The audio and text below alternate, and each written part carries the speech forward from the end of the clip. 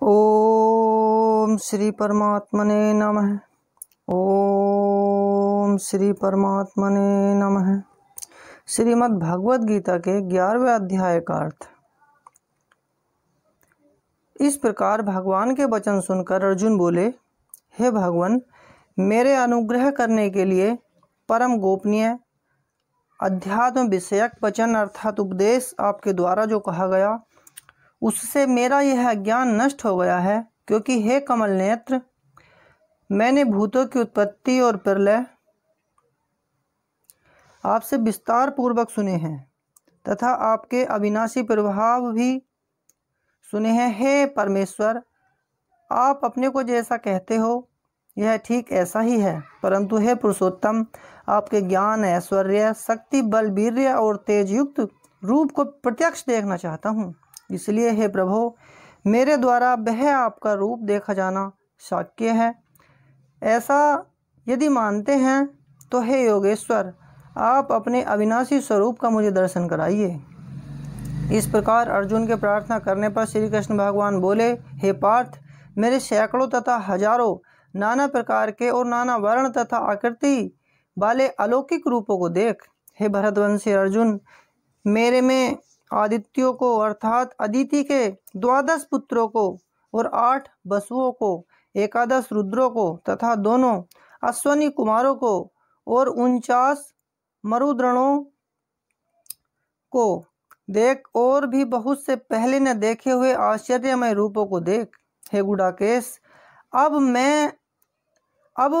इस मेरे शरीर में एक जगह स्थित हुए चराचर सहित संपूर्ण जगत को देख तथा और भी जो कुछ देखना चाहता है सो देख, परंतु मेरे को इन अपने प्राकृत नेत्रों द्वारा देखने को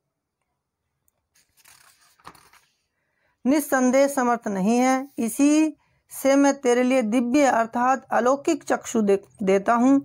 इससे तू मेरे प्रभाव को और योग शक्ति को देख। संजय बोले, हे राजन, महायोगेश्वर और सब पापों के नाश करने वाले भगवान ने इस प्रकार कहकर उसके उपरांत अर्जुन के लिए परम ऐश्वर्य युक्त दिव्य स्वरूप दिखाया।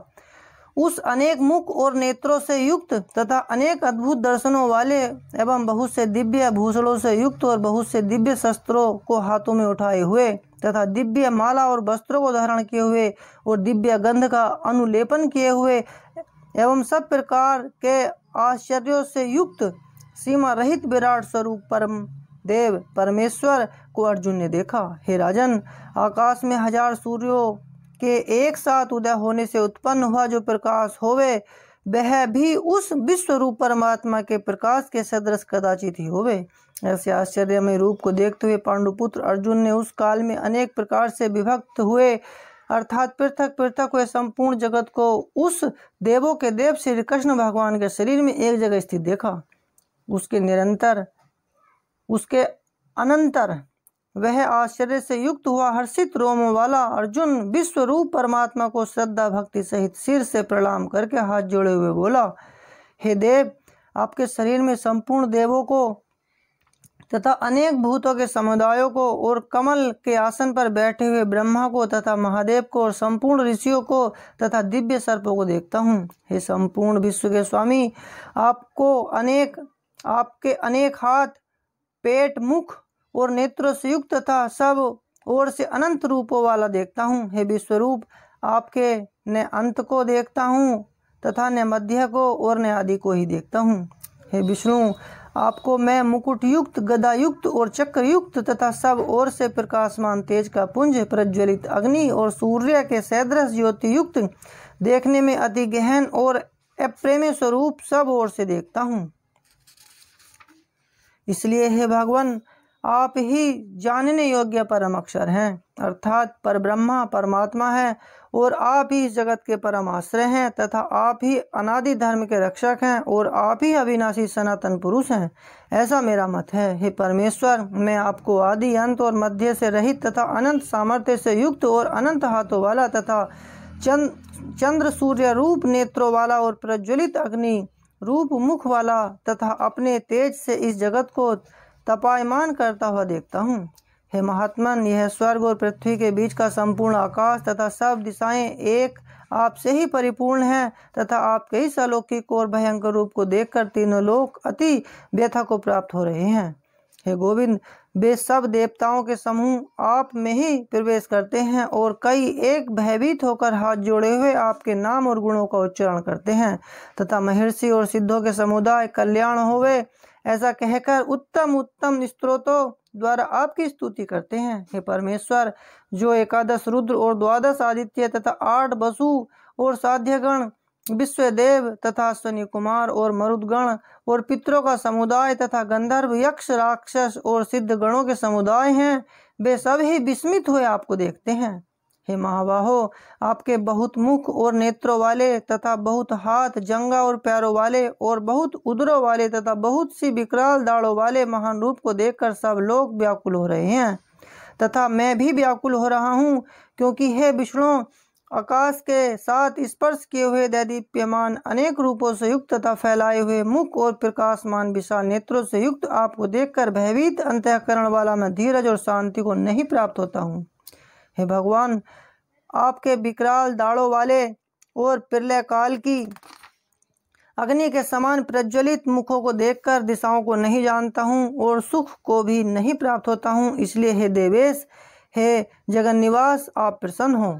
मैं देखता हूँ कि वे सभी धृतराष्ट्र के पुत्र राजाओं के समुदाय सहित आप में प्रवेश करते हैं और भीष्म पितामह, द्रोणाचार्य तथा वह कर्ण और हमारे पक्ष के भी प्रधान योद्धाओं के सहित सबके सब वेगयुक्त हुए आपके विकराल दाढ़ों वाले भयानक मुखों में प्रवेश करते हैं और कई एक चूर्ण हुए सिरों सहित आपके दांतों के बीच में लगे हुए दिखते हैं।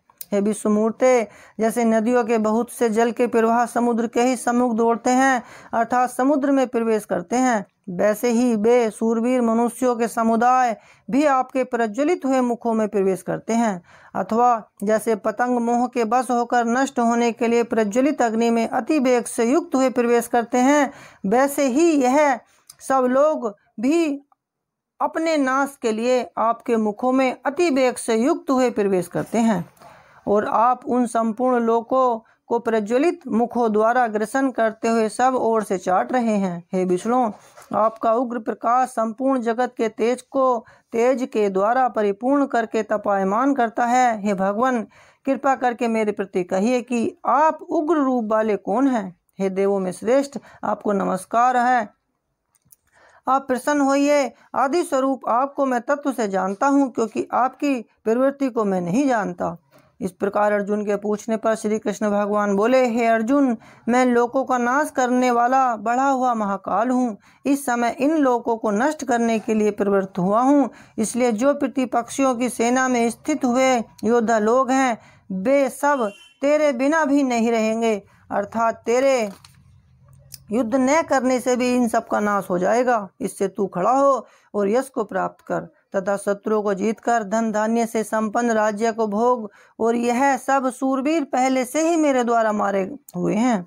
हे सभ्य साचिन, तू तो केवल निमित्त मात्र ही हो जा तथा इन द्रोणाचार्य और भीष्म पितामह तथा जयद्रथ और कर्ण और भी बहुत से मेरे द्वारा मारे हुए सूरवीर योद्धाओं को तू मार और भय मत कर। निस्संदेह तू युद्ध में बैरियों को जीतेगा, इसलिए युद्ध कर।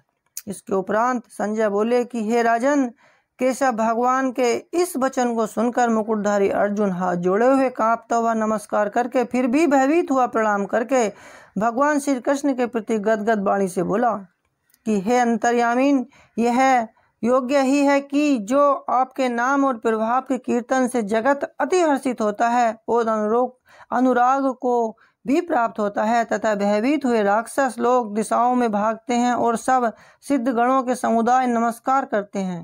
हे महात्मन, ब्रह्मा के भी आदिकर्ता और सबसे बड़े आपके लिए वे कैसे नमस्कार नहीं करें, क्योंकि हे अनंत, हे देवेश, हे जगन निवास, जो सत असत और उनसे परे अक्षर अर्थात सच्चिदानंद घन ब्रह्मा है, वह आप ही हैं। हे प्रभु, आप आदिदेव और सनातन पुरुष हैं।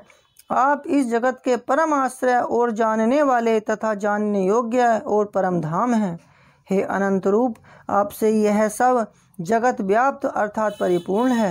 हे हरे, आप वायु, यमराज, अग्नि, वरुण, चंद्रमा तथा प्रजा के स्वामी ब्रह्मा और ब्रह्मा के भी पिता हैं।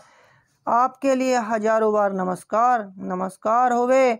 आपके लिए फिर भी बारंबार नमस्कार नमस्कार होवे। हे अनंत सामर्थ्य वाले, आपके लिए आगे से और पीछे से भी नमस्कार होवे। हे सर्वात्मन, आपके लिए सब ओर से नमस्कार होवे, क्योंकि अनंत पराक्रमशाली आप संसार को व्याप्त किए हुए हैं। इससे आप ही सर्वरूप हैं। हे परमेश्वर सखा, ऐसे मानकर आपके इस प्रभाव को न जानते हुए मेरे द्वारा प्रेम से अथवा प्रमाद से भी हे कृष्ण, हे यादव, हे सखे, इस प्रकार जो कुछ हठ पूर्वक कहा गया है, और हे अच्युत, जो आप हंसी के लिए विहार, सैया, आसन और भोजनादिकों में अकेले अथवा उन सखाओं के सामने भी अपमानित किए गए हैं, वह सब अपराध अप्रेमी स्वरूप अर्थात अचिंत्य प्रभाव वाले आपसे मैं क्षमा कराता हूँ।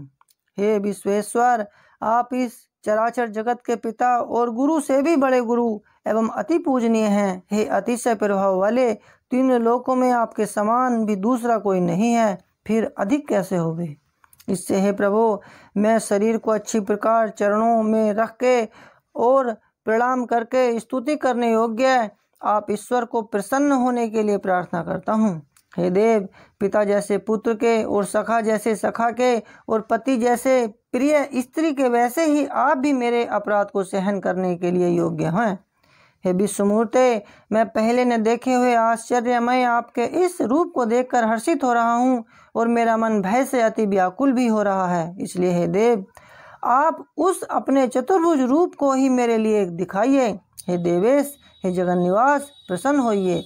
हे विष्णु, मैं वैसे ही आपको मुकुट धारण किए हुए तथा गदा और चक्र हाथ में लिए हुए देखना चाहता हूँ। इसलिए हे विश्वरूप, हे सहस्रबाहो, आप उस ही चतुर्भुज रूप से युक्त होइए। इस प्रकार अर्जुन की प्रार्थना को सुनकर श्री कृष्ण भगवान बोले, हे अर्जुन, अनुग्रह पूर्वक मैंने अपनी योग शक्ति के प्रभाव से यह मेरा परम तेजोमय सबका आदि और सीमा रहित विराट रूप तेरे को दिखाया है, जो कि तेरे सिवा दूसरे से पहले नहीं देखा गया। हे अर्जुन, मनुष्य लोक में इस प्रकार विश्व रूप वाला मैं न वेद और यज्ञों के अध्ययन से तथा न दान से और न क्रियाओं से और न उग्र तपों से ही तेरे सिवा दूसरे से देखे जाने को शक्य हूँ। इस प्रकार के मेरे इस विकराल रूप को देखकर तेरे को व्याकुलता न हो और मूल भाव भी न होवे और भय रहित प्रीति युक्त मन वाला तू उस ही मेरे इस शंख, चक्र, गदा, पद्म सहित चतुर्भुज स्वरूप को फिर देख। उसके उपरांत संजय बोले, हे राजन, वासुदेव भगवान ने अर्जुन के प्रति इस प्रकार कहकर फिर वैसे ही अपने चतुर्भुज रूप को दिखाया और फिर महात्मा कृष्ण ने सौम्य रूप मूर्ति होकर इस भयभीत हुए अर्जुन को धीरज दिया। उसके उपरांत अर्जुन बोले, हे जनार्दन, आपके इस अति शांत मनुष्य रूप को देखकर अब मैं शांतचित्त हुआ और अपने स्वभाव को प्राप्त हो गया हूँ। इस प्रकार अर्जुन के वचन को सुनकर श्री कृष्ण भगवान बोले, हे अर्जुन, मेरा यह चतुर्भुज रूप देखने को अति दुर्लभ है कि जिसको तुमने देखा है, क्योंकि देवता भी सदा इस रूप के दर्शन करने की इच्छा वाले हैं।